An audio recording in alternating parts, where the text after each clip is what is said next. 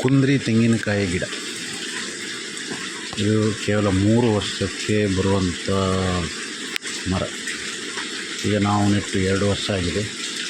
ಇಷ್ಟು ಚೆನ್ನಾಗಿ ಬೆಳೆದಿದೆ ನೋಡಿ.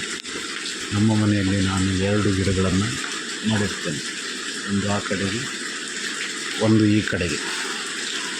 ಇದು ನಾವು ನಮ್ಮ ಬಟ್ಟೆ ಒಗೆಯುವ ಕಲ್ಲಿನ ಪಕ್ಕದಲ್ಲೇ ಅದನ್ನು ಇಟ್ಟಿದ್ದೇವೆ. ಅದಕ್ಕೆ ಬಟ್ಟೆ ಒಗೆದಂಥ ನೀರುಗಳೆಲ್ಲ ಹೋಗಿ ಹಾಕ್ತೇವೆ. ಮತ್ತು ನಮ್ಮ ಮನೆಯಲ್ಲಿ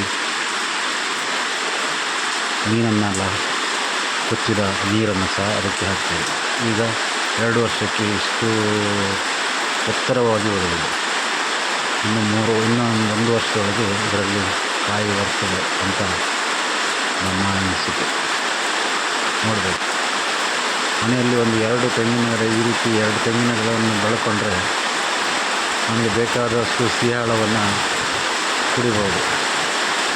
ಮತ್ತು ಭಾಳ ಕೆಳಗಡೆಗೆ ಇದು ಬರೋದರಿಂದ ನಮಗೆ ಬೇಕಾದವಾಗ ಇದನ್ನು ಕೊಯ್ದು ಕುಡಿಬೋದು.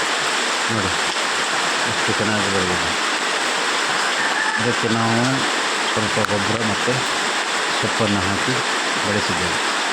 ಚೆನ್ನಾಗಿ ಬೆಳೆದಿದೆ. 2 ಗಿಡಗಳನ್ನು ಬೆಳೆಸಿದ್ದೇವೆ ಮನೆಯ ಪಕ್ಕದಲ್ಲಿ. ಸ್ವಲ್ಪ ಜಾಗ ಇದ್ದರೆ ನಾವು ನಮಗೆ ಬೇಕಾದನ್ನೆಲ್ಲ ಬೆಳ್ಕೋಬೋದು ಅಲ್ವಾ ಫ್ರೆಂಡ್ಸ್. ನೋಡಿ.